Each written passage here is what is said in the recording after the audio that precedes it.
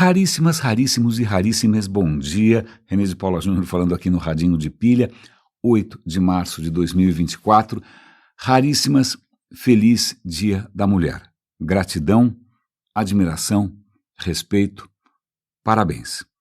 Pois bem, sexta-feira é aquele dia da semana em que eu me permito, sei lá, um pouco mais de leveza, um pouco mais de reflexão, um pouco mais de ponderação, né? Ainda mais depois de uma semana que foi intensa, né? Eu botei vocês, querendo ou não, sentados numa montanha russa, enquanto eu tentava aqui juntar, vendo se parava em pé, né? Esses aprendizados todos que a gente vem descobrindo ao longo dos últimos meses, dos últimos anos, se isso tudo conseguia montar algum tipo de quebra-cabeça, se a gente conseguia entender um pouco melhor a nós mesmos, ao mundo.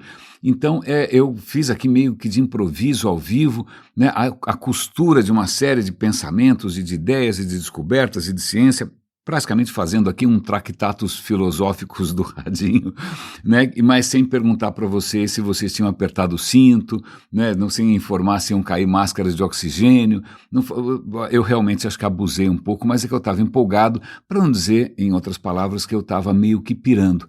Mas eu, pensando aqui, como que a gente pode eventualmente repassar um pouco essa jornada meio tumultuada dos últimos episódios, eu quero, acho que talvez, voltar um pouco para uma lembrança de infância, ou para algumas lembranças de infância. As minhas lembranças de infância não são idílicas, não são necessariamente, sei lá, campestres, não são bucólicas. Eu cresci no centro de São Paulo, a minha referência é essa, a minha referência é asfalto, barulho, eletricidade e muita gente diferente, não é? Mas, num certo momento, meus pais, provavelmente zelosos, né, pela minha saúde física, mental, pelo desenvolvimento corporal e seja o que, talvez preocupados pelo fato que eu fosse tão ligado à televisão e livros, né, resolveram, e eu agradeço muito por isso, né, investir num apartamento muito pequenininho na beira da praia. Né, a gente foi, quando eu tinha uns 7, 8 anos, por aí, estou chutando, né, acho que foi a primeira vez que eu vi o mar e eu fiquei muito desentendido. Da onde veio aquilo, por que não acaba mais, que coisa é essa, por que é salgado? Bom, uma série de dúvidas profundas, não é? Mas realmente foi um choque um pouco curioso, tanto sol, né, falta de roupa, mas bom, depois a gente volta um pouco para esse momento, porque eu queria compartilhar com vocês uma lembrança que eu tenho muito clara. Nós tínhamos um apartamentinho bem pequenininho, né? A família estava no começo ali da sua vida comum, e eu me lembro de um final de tarde, estávamos dentro do apartamento, e eu olhei pela janela e lá fora estava tudo absurdamente azul, um azul que curiosamente eu ainda tenho uma lembrança visual, um azul cobalto, né? Eu olhei e falei, nossa, que engraçado, porque aqui dentro está tudo branquinho, né? Está tudo normal, por que lá fora está tudo absolutamente azul? E, não sei se foi no mesmo dia ou não, mas eu me lembro de, mais ou menos no mesmo horário, né, mais ou menos na mesma circunstância, eu andando, acho que com meu pai, na rua, e aí eu olhei para cima, para onde seria o nosso apartamento, e eu estranhei porque o apartamento estava completamente alaranjado, né? À minha volta, tudo parecia relativamente normal, e o apartamento estava laranja. Acho que naquele momento eu devo ter imaginado que era culpa daqueles lustres de acrílico da década de 70, não sei lá, alguém ligou alguma outra coisa diferente e tal, mas eu não conseguia entender muito bem por que agora a coisa estava invertida, por que as coisas estavam invertidas. E a questão e aí eu vou chegar, eu estou usando esse episódio, essa memória, que só agora, só depois de muito tempo faz sentido. A questão é que defina branco, né? Branco não é uma cor, não existe uma tinta branca, não existe um pigmento branco, né? Não existe uma frequência da luz branca, não existe o sol que nesse exato momento aqui acaba de sair de trás de uma nuvem, o que vai implicar certamente no aumento da temperatura dessa pequena sauna que eu chamei de estúdio, não é? O sol, está acontecendo um monte de coisa, várias coisas o tempo todo, e cada uma dessas coisas que está acontecendo lá dentro acaba emitindo luz numa frequência diferente. Então, na verdade, o Sol está o tempo inteiro emitindo um coquetel de frequências, frequência para tudo quanto é lado, frequência vermelha, frequência verde, frequência azul, frequência ultravioleta, frequência raio-x, que na verdade luz varia a frequência, né? O que a gente chama de cor é só como o cérebro resolve interpretar uma certa faixa de frequência, certo? Energias mais altas são frequências mais altas, energias mais baixas são frequências mais baixas, e o cérebro resolveu inventar uma coisa chamada cor. E cor, em princípio, é uma invenção do cérebro, certo? Certo. Então, veja, o Sol, nesse exato momento, nessa salinha aqui, ele está inundando esse ambiente com uma salada de frutas, de frequências de todas as possíveis e imagináveis. Né? Certo? Certo. O que acontece é que eu não consigo identificar essas frequências todas, porque está tudo vindo junto ao mesmo tempo. Né? Elas estão vindo juntas ao mesmo tempo, então o cérebro olha e fala, eu acho que é branco, eu vou chamar isso de branco. Branco é quando o cérebro simplesmente pega essa sopa, esse caldeirão, essa feijoada de cores e chama de branco. Tá bom? Vocês já devem ter visto aquelas demonstrações que se você pegar, sei lá, 3 cores primárias e girar o disco, tal, verde, vermelho, RGB, né? Verde, vermelho e azul, se você girar, vira branco. O Newton tinha descoberto isso. O Newton quem descobriu essa história primeiro foi o Newton. Ele pegou lá um caco de vidro chamado prisma, ele botou, né, no Sol, que em princípio a luz era branca, quando ele foi perceber, né, aquela luz que parecia branca, que parecia uma cor, ela se dividia em várias faixas, fazia um arco-íris. Ele falou, um arco-íris, que coisa louca, então quer dizer que o branco não existe, que o branco é simplesmente quando você bate o arco-íris no liquidificador? É isso, o branco é quando você bate o arco-íris no liquidificador, certo? Certo.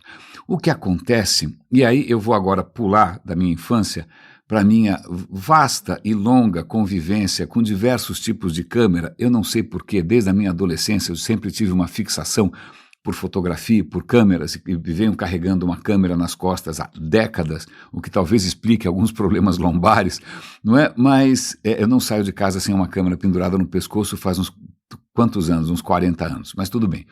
Mas, então, quando você começa a lidar com câmeras, naquela época eram câmeras de película, na minha adolescência, você começa a entender que existe alguma coisa estranha ou diferente entre o seu olho e uma câmera. Né? Se eu tiver num quarto com luz incandescente, luz artificial, parece que está tudo normal. Se eu for para a rua, eu estranho um pouco no começo, mas depois parece que está tudo normal. Porque o olho, ou melhor dizendo, o cérebro, o olho, coitado, não faz nada, o cérebro se ajusta. Ele percebe que a composição da luz dominante, a composição mudou. E ele fala, bom, ou eu vou continuar, ok, agora, desculpa, a composição mudou, tem muito mais cor alaranjada aqui, ou eu vou ficar vendo alaranjado pro resto da vida, ou eu falo, quer dizer, isso daqui é o novo normal, tá bom? Tá mais alaranjado, eu vou chamar isso de branco, eu ajusto tudo, o cérebro corrige automaticamente. Não importa, né, como é que se esse branco é mais vermelho, se esse branco é mais azul, é só esperar um pouquinho que teu olho ajusta. Então, a gente nem tem consciência disso. Um cidadão comum, que nunca teve que se preocupar com câmera, vídeo, nada, né? Se bem que isso acho que não existe mais, porque todo mundo fica o tempo inteiro lotando petabytes de servidores na nuvem com fotos de comida e da beisola, ou seja, fazendo biquinhos, mas, bom, agora somos todos fotógrafos, somos todos modelos, né? Mas o que acontece é que antes, por um cidadão comum, esse mecanismo automático de correção, né, das cores era completamente imperceptível. Certo, certo. Mas se você naquele tempo fosse trabalhar com película, se você pegasse um filme químico, que não tem ajuste nenhum, químico é químico, né? Você pegava um filme de celuloide e era um filme para a luz do dia, se você infelizmente esquecesse disso e tentasse tirar uma foto dentro de casa, e naquela época a iluminação era feita com lâmpada incandescente, as fotos ficavam um lixo, porque... Imagina, você pessoa, né, um humano, estava vendo todo mundo lindo, maravilhoso, bonito, né, mas aí a hora que você olhava a foto, estava todo mundo laranja. Você fala, o que aconteceu? Né? Ao mesmo tempo, se você tivesse comprado um filme para fotografar com lâmpada incandescente e fosse fotografar sua magnífica viagem, né, por sei lá o quê, Águas de Lindóia, alguma coisa dessa, com um filme errado, ia ficar tudo azul. E não tinha o que fazer. Estava azul e azar o seu, você vacilou. Porque, de novo, o filme não se ajusta, o filme é fixo, o filme está preparado para uma certa composição né, das cores, e azar o seu, né? Hoje em dia, não, mas não é nem hoje em dia, acho que quando as câmeras analógicas, eletrônicas, né, uma câmera de televisão, uma câmera de vídeo, uma câmera VHS lá atrás, ela já começou a fazer o que a gente chamava de balanço de branco automático, né? AWB, Automatic White Balance em inglês. O que acontece, tinha algum sensor ali que percebia mais ou menos o que era branco, o que não era branco, vamos chamar isso de branco, né? E isso funciona mais ou menos. Vocês sabem que vocês devem estar careca de, às vezes, fotografar e a câmera do celular, às vezes, se equivoca, né? Ela não faz uma avaliação boa de qual que é o branco. Eu estou contando essa história toda só para mostrar para vocês, para reforçar algo que a gente insistiu ao longo dessa semana, que a nossa percepção da realidade não é a realidade, ela é praticamente um cineminha, né, um filminho que o seu cérebro inventou, né? Você está vivendo dentro de um Minecraft, você está vivendo dentro de um Call of Duty, né, de algum jogo streaming, você não tem acesso instantâneo à realidade. Por várias razões, e não é uma questão aqui filosófica, não é uma questão aqui religiosa, eu não estou sendo budista, eu não estou sendo absolutamente nada, é simplesmente uma questão, vamos chamar assim, de engenharia da vida, né? Porque imagina, o cérebro precisa de tempo para processar as informações. Se ele precisa de tempo, até ele processar e chegar a alguma conclusão, a informação está velha. Aí, ou ele apresenta uma informação velha, o tempo todo, e aí você não vai conseguir dar 2 passos, porque você vai estar tropeçando, você vai levar bolada na testa, etc e tal. Ou então ele faz o seguinte, olha, como aparentemente esse mundo lá fora é relativamente previsível, eu vou extrapolar, eu vou imaginar como esse mundo estaria se eu não estivesse atrasado. É mais ou menos quem chega numa reunião, né, como se nada tivesse acontecido, o cara está meia hora atrasado, o cara chega falando. Então eu vou fazer de conta, eu vou apresentar para a consciência o que eu acho que é o mundo agora. Acho, não tenho muita certeza, não tem como ter certeza, né, porque afinal é só uma previsão, é uma previsão baseada no passado, né, eu criei aqui os modelinhos, eu decorei mais ou menos onde fica o interruptor, onde fica a caixa de câmbio, onde fica o pisca-pisca do carro, né, eu não preciso ficar olhando toda hora, então eu vou aqui apresentar uma coisa que é meio arriscada, certo? Eu posso errar, mas cara, não tem jeito, porque simplesmente eu não tenho tempo de viver no tempo real. É assim que funciona, né? Então, aí tem outro aspecto também, vale lembrar, que ao contrário do que a intuição mostra, a intuição, acho que a vida inteira, acho que quando eu era criança, adolescente, eu tinha aquela impressão de que meu crânio era mais ou menos uma casca com 2 furos, né? Era mais ou menos uma máscara, e lá dentro tinha uma pessoinha, perdão, a garganta falhando um pouco aqui, tinha ali um homúnculo, né, um rapazinho pequenininho sentadinho, olhando como se o mundo fosse um cinema, né, como se os seus olhos fossem a tela de um cinema e você está sentadinho ali olhando essas coisas todas. Pois bem, mais ou menos a gente já sabe que não é bem assim. Eu já acabei de falar que o presente é uma absoluta criação, não tem como você viver no presente, né, você está sempre projetando essa história toda, mas também, isso é muito importante a gente levar em conta, não é que a visão chega no cérebro ou que o som chega no cérebro. O que chega no cérebro são choquinhos. Choquinhos. Um choquinho do som é o mesmo, choquinho é choquinho, certo? Certo. O cérebro que com muito esforço ao longo de bilhões de anos, não só o seu, de várias criaturas, né? Ele começou a falar, olha, esses choquinhos aqui eu vou interpretar como, sei lá, som. Esses choquinhos aqui eu vou interpretar como luz, e esses choquinhos aqui dessa determinada qualidade eu vou chamar de vermelho, aqueles eu vou chamar de azul, mas o que ele está fazendo é meio que tentando fazer algum sentido daquilo que chega, né? Aquilo que chega, a informação que chega não tem nada a ver com o impulso original, né? Se você está ouvindo o som, não é que vai vibrar alguma coisa no teu cérebro, não, vai chegar um choquinho. Se você comer um chocolate, não é que vai chegar o gosto, não vai chegar nenhuma molécula estranha, né, um flavonoide vai chegar no seu cérebro, não, vai chegar um choquinho. Então, coitado do cérebro, só lida com choquinhos. É mais ou menos como uma CPU de computador. Uma CPU, não importa se você está ouvindo a minha voz, se você está vendo um filme, se você está lendo um texto, para a CPU é tudo 0 e 1. É tudo 0 e 1. Aí, o que 0 e 1 é esse? Não sei, se 0 e 1, legal, algo me diz que isso é uma imagem, então eu vou jogar no monitor, ok? Ok. Eu sei que não é uma visão romântica, eu sei que isso vai mexer provavelmente com noções muito arraigadas de alma, consciência, o seu verdadeiro eu, né, estar no verdadeiro presente, mas cara, desculpa, eu sei, mas isso são narrativas O que eu posso fazer? O que eu posso fazer se é só pensar do ponto de vista material, né? Não tem como essa sua cacholinha, né, viver diretamente no presente. O acesso dela à realidade é mediado por sinais elétricos e que demoram para processar. É sempre assim. É mais ou menos como se você estivesse jogando online, um jogo qualquer desses, por, sei lá, Call of Duty de novo, tem latência, não tem o que fazer. Você está sempre alguns milissegundos atrás, né? Você pode tentar diminuir a latência, mas tem sempre latência, ok? Ok. Isto posto, né, eu vou usar essa visão toda do Renezinho ali, criança, né, sem entender por quê. Quando ele está dentro de um apartamento pequenininho, tá tudo, as cores estão normais e lá fora parece que está tudo azul. Quando ele sai lá fora, a coisa inverteu, né, eu vou tentar usar isso para explicar por que você não vê estrelas verdes. E por que eu estou me preocupando com estrelas verdes? Porque eu tenho seguido no Twitter algumas divulgadoras de ciência brasileiras e divulgadores de ciência brasileiros também que estão divulgando astronomia. E uma vez eu vi um vídeo ali de uma astrônoma brasileira, eu vou tentar resgatar o link, eu não lembro se eu guardei, em que ela estava tentando explicar. Você olha o céu, você vê, sei lá, se você mesmo quando você pega telescópios e tal, você vai ver estrelas que são mais azuladas, estrelas que são mais avermelhadas, estrelas que são mais amareladas. Nosso Sol até que é meio amarelinho, né? Tem gigantes vermelhas, né? Estrelas que têm uma temperatura muito mais alta são azuladas, aquele branco, azul e tal. Mas a questão é, por que não tem estrela verde?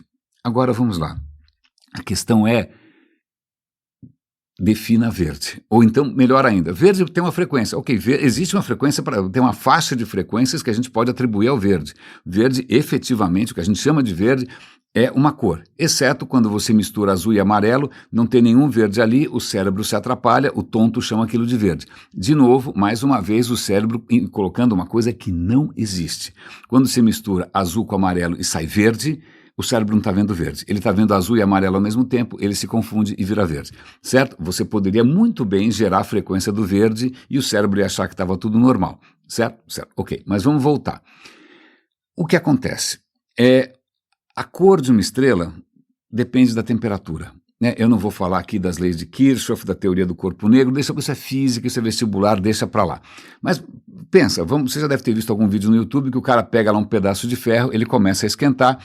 Durante um bom tempo, esquenta, o bicho continua um pedaço de ferro preto. Num certo momento, ele começa a brilhar. Ele começa a ficar vermelho. Se o cara continuar esquentando, vai ficando cada vez mais alaranjado, vai ficando amarelo, até que chegar uma hora que está praticamente branco, dependendo do metal que você... Você precisa de um metal que não tenha derretido antes disso. Você precisa talvez de níquel, sei lá, tungstênio, não sei. Mas, em princípio, ele vai seguindo uma faixa de cores. O que é muito interessante é que, se você está assistindo isso, ele acende de uma hora para outra. A partir de um certo momento ele começa a ficar vermelho. Na verdade, ele já estava brilhando, mas é você que não enxerga. Porque os nossos olhos não enxergam abaixo de uma certa frequência, né? Ele já estava emitindo luz que nem um louco. Se você tivesse uma câmera térmica, eu por acaso tenho, porque, não sei, boa pergunta, né?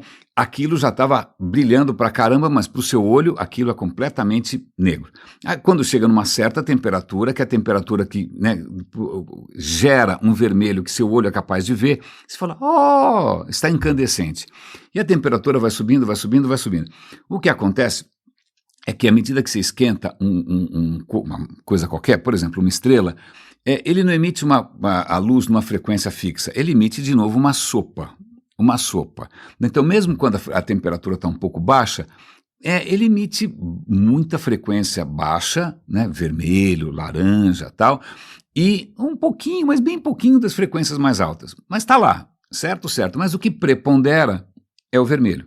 Certo? À medida que você vai aumentando a temperatura, ele continua produzindo também tudo quanto é cor possível e imaginável, mas começa a preponderar cada vez mais na faixa do azul, né? Quando está uma temperatura altíssima, 2, 3, 4, 5 mil graus, tem muita frequência muito alta, porque precisa de mais energia, ele continua emitindo vermelho, continua emitindo laranja, continua emitindo verde, mas você não percebe tanto porque o olho, coitado, ele vai pegar a cor, o bolo predominante. O bolo predominante, quanto mais você esquenta, o que predomina é mais o azul, né? Mas as outras cores estão lá, certo? Agora, o que tem isso a ver com verde? Vamos pegar o nosso Sol. A temperatura dele não é exatamente espantosa, né? A temperatura do Sol é equivalente mais ou menos a uns 5.800 graus Celsius. Tá? 5.800, ou seja, pode até ver na regulagem da sua câmera, né? A regulagem da sua 5.200. Acho que a temperatura do Sol em Kelvin a gente mede normalmente como 5.600 K, o que dá uns 5.200 graus Celsius. Ok, 5.000 Celsius, tá bom? 5.000 graus centígrados. Essa é a regulagem da tua câmera para a luz do Sol lá fora, tá bom?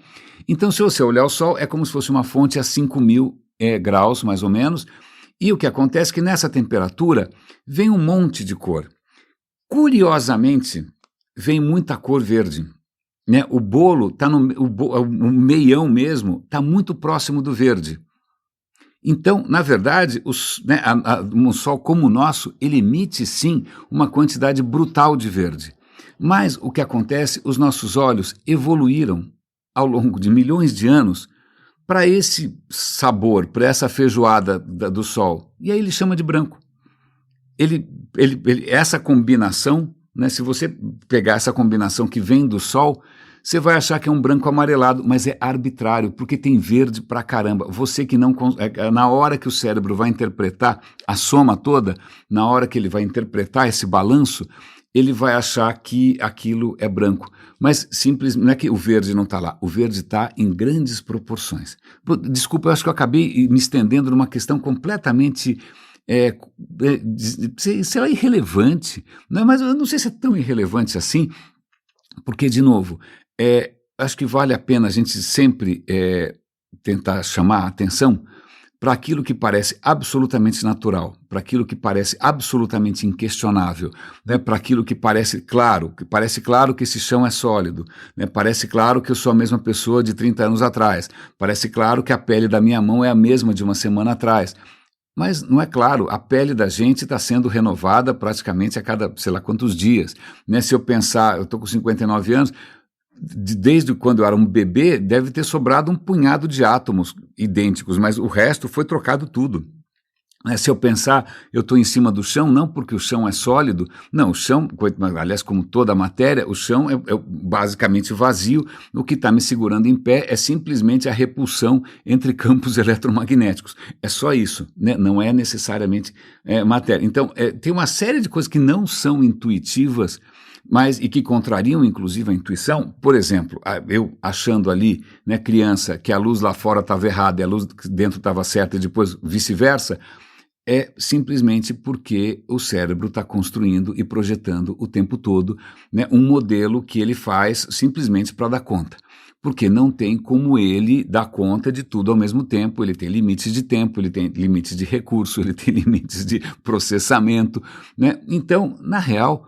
e isso não é para desesperar, não é para achar que a vida é uma alucinação, mas eu acho que é interessante, porque eu acho que um dos pontos que ontem eu fiquei refletindo bastante e que me ajudou a entender, inclusive algumas pessoas, né, pessoas que são mais distraídas, pessoas que prestam mais atenção, pessoas que veem coisas que ninguém vê, né, pessoas que, sei lá, que vão chamar isso de alguma coisa sobrenatural, ou pessoas que ouvem coisas que ninguém mais ouve, ou pessoas que de repente não conseguem se dobrar às evidências da realidade. Essa noção de que, né, a nossa vivência cotidiana, em grande parte, né, é o cérebro simplesmente projetando para você o que ele imagina que seria o correto naquele momento, né, e que essa projeção, em muitos casos, pode estar equivocada, né, ela pode estar errada, né? Ou você pode estar distraído para as evidências que poderiam mostrar que, olha, talvez esteja na hora de atualizar o modelo, talvez seja na hora de você repensar as coisas, né? E que isso tem implicações de tudo, desde de distúrbios que a gente poderia chamar de psiquiátricos, que não são necessariamente psicológicos, nem possessão demoníaca, nem nada, pode ser simplesmente esse desbalanço. Né? De repente, algumas pessoas são sensíveis, não conseguem construir um modelo muito sólido, e aí o mundo é uma tempestade de impulsos que é muito difícil de você dar conta. Talvez seja esse o universo dentro do espectro autista, né? Simplesmente o modelo do cara não consegue, esse modelo preditivo não está funcionando, então tudo é novidade o tempo todo, isso é muito estressante, né? E aí o cara precisa de alguma coisa que seja regular, né? Nem que seja, sei lá, um barulhinho, um brinquedinho, alguma coisa, um trenzinho elétrico, alguma coisa que seja previsível, porque o cara tem dificuldade em construir um modelo que dê conta, né? E aí, por outro lado, pessoas cujo modelo é tão predominante, tão preponderante, que ela está basicamente alucinando, né? Que ela realmente não só está vendo coisas que ninguém está vendo, que ela está enxergando padrões que não existem e que, na verdade, pode estar sentindo dores que não deveria estar sentindo, e isso pode, infelizmente, se reforçar. Porque se você imagina que você vai sentir uma dor, né, e aí você acaba sentindo essa dor só porque você imaginou, e aí isso vai reforçar a ideia de que você deveria estar sentindo uma dor. Isso vale para decepções amorosas, isso vale para depressão, isso vale para negacionismo, isso vale para um monte de coisas. Então, caso você não tenha ouvido, né, os episódios anteriores, e o que eu esteja falando aqui parece que caiu de paraquedas, eu convido vocês ou ouvir os 2 últimos episódios, ou então assistirem uma palestra que está em inglês, infelizmente, na Royal Institution de Londres, sobre o cérebro como modelo preditivo, né? Essa simples realização, essa percepção de que você tem a sua consciência, a sua mente, na verdade está tentando prever, está mostrando para você uma previsão, e essa previsão merece ser melhorada, porque sempre tem alguma coisa nova, sempre tem alguma coisa diferente. Eu acho que isso, para mim, acaba sendo um pouco libertador, porque eu sempre faço um exercício. Eu dei uma entrevista recentemente para o Renato Lopes no podcast Profissão Mundo. Ele fez uma pergunta que acho que ele faz para todo mundo, o que eu teria a dizer para mim no futuro, o que eu gosto, alguma coisa, sei lá, algum desses cenários hipotéticos em que eu teria algum tipo de comunicação com o meu futuro, com o meu passado. Eu acho que a pergunta era essa. Mas, de qualquer maneira, minha resposta foi, olha, eu gostaria de descobrir que eu estou errado. Aliás, é um esforço que eu tenho feito sistematicamente, né? Quando de repente as conclusões que eu chego são ou muito boas ou muito ruins, né? Eu sempre tento fazer um exercício consciente. Eu posso estar errado, eu posso estar perfeitamente errado. Essa pode ser uma conclusão equivocada, né? Não necessariamente as coisas precisam se repetir, né? As coisas não necessariamente estão escritas em pedra. Eu posso ter simplesmente subestimado ou superestimado algum fator. Então é o que me dá um certo alento. Volta e meia, você fica aqui surtando, achando que o mundo não tem mais jeito, que o Trump vai ganhar alguma eleição de louco, que seja lá o que for, né? Que o Lula vai apoiar o Maduro, não importa o que seja, que está todo mundo ficando senil, mas aí de repente aparecem coisas que são boladas nas costas, surpresas completamente que eu jamais seria capaz de prever, como eu sempre falo aqui do Edu Lira, ou a minha conversa que eu tive com o Murilo Silva lá no TEDx em Lençóis Paulista. Eu vou chamar a atenção de novo para vocês, para essa conversa. O Murilo Silva é um empreendedor de imenso sucesso com a internet das coisas, inteligência artificial, tecnologia de ponta, e ele começou lá atrás. Eu estava conversando com vocês ontem sobre essa história de livre-arbítrio, que é uma ilusão, claro, óbvio, sobre a questão também dessa nossa protagonismo do líder. Não, a gente tem que levar em conta acaso, né? Então, se por acaso eu tivesse nascido nas circunstâncias que o Murilo Silva nasceu, né, numa comunidade, numa favela, né, ele mesmo falou, aos 13 anos eu não queria uma bicicleta, eu queria um revólver, porque a rota estava matando meus amigos. O que seria de mim se eu tivesse nascido naquelas circunstâncias? Né? O que teria sido de mim se os meus pais não fossem pais queridos e preocupados, que inclusive comprassem um apartamento na praia, né, para que a criança ficasse um pouquinho menos nerd? Não sei se exatamente funcionou. Então tem uma série de acasos aqui, de pequenas mudanças que fazem a gente repensar um pouco até que ponto a gente se acha maravilhoso, até que ponto a gente se acha um lixo, ou a gente simplesmente começa a prestar mais atenção em como as coisas se encadeiam, né, como as coisas dependem umas das outras, como as coisas, né, o fluxo da vida é sempre muito mais rico, muito mais surpreendente do que qualquer previsão, teoria, modelo, ideologia, religião que a gente possa querer. E eu fico espantado, eu me lembro, não vamos tocar nesse assunto, né, deixa para lá, né, isso acaba gerando uma coisa chamada fatwa, e isso não queiram saber como isso termina. o Salman Rushdie que o diga. Mas eu estou tentando trazer essas coisas todas para vocês, não como um pessimismo. Aliás, isso foi, eu acho que uma crítica meio velada que eu notei nos comentários dessa conversa com o Renato, como se a minha visão fosse pessimista. Eu falei, será que isso é pessimismo? É engraçado porque eu estou tentando justamente achar razões para esperar coisas novas, né? Para esperar, para estar aberto justamente para novas possibilidades. Aliás, isso é uma coisa muito interessante, porque eu acho que eu vou ler para vocês, já que eu comentei aqui da minha infância, e já que eu comentei também da minha fixação por câmeras fotográficas, há muito tempo que eu tenho feito um exercício, né, em várias frentes, de escrever. Eu venho escrevendo sem parar. Num certo momento da minha vida que eu estava um pouquinho mais confuso, as coisas estavam um pouquinho mais, mais incertas, eu comecei a todo santo dia de manhã. Era um ritual, assim como eu gravo radinho, né, todo santo dia de manhã eu escolhia uma foto que eu tivesse tirado recentemente, a esmo, né, e tentava escrever alguma coisa que me viesse realmente do mais profundo possível, né, para tentar trazer à tona. E eu fiz esse exercício durante anos, eu acho que são quase 600 posts. Foi um blog chamado Solo, ele existe ainda, eu até transformei isso num pequeno e-book, eu vou dar o link para o e-book caso alguém se interesse, mas de qualquer maneira o conteúdo está gratuito online. Foi um exercício absolutamente maravilhoso para mim, não só de introspecção, mas também de escrita, mas também eu acho que isso tem a ver ou tinha outras coisas, eu sempre escrevi. Então eu vou dar o link para vocês aqui para o Solo.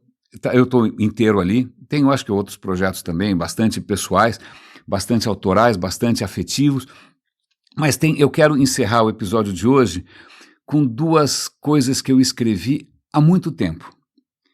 E um deles eu acho que tem a ver com essa história de você prestar atenção no que é diferente, né, de você ter olhos para ver o que é novo, né, de você não achar que o mundo é um repeteco permanente.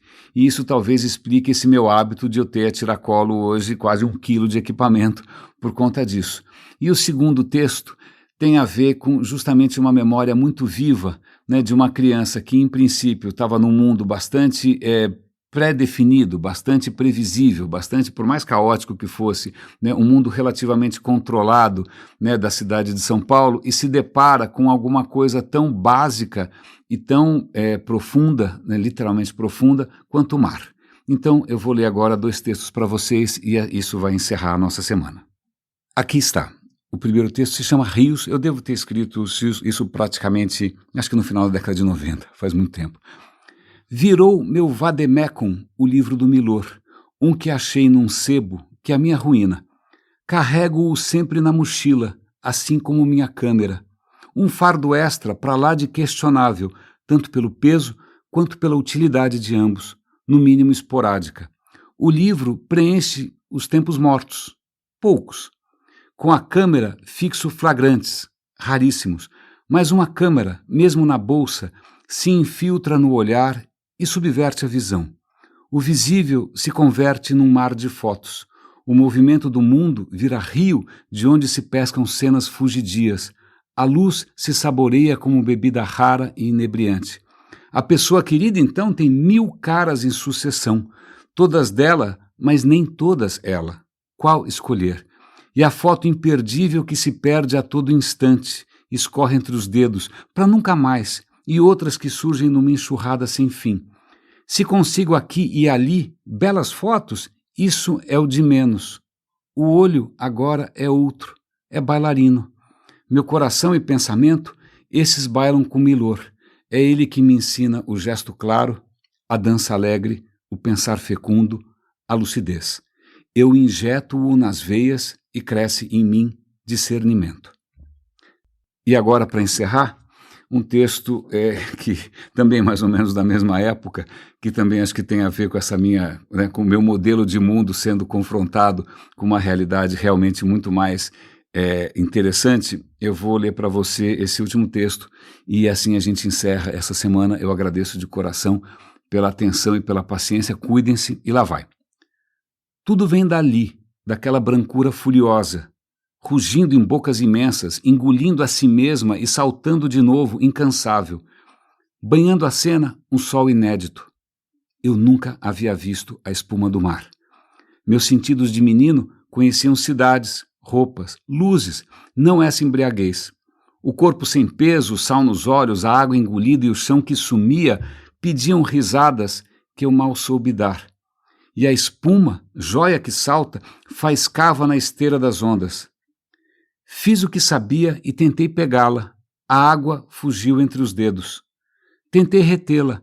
A festa de bolhas cativa durou um segundo. No raso, a água que ia e vinha animava arabescos minúsculos a perder de vista. E o sol, absurdo, lavava meus olhos desentendidos. Tudo que em mim é sagrado vem dali, dessa revelação solar a um menino míope. Não sei se fui claro. Grande abraço e até segunda.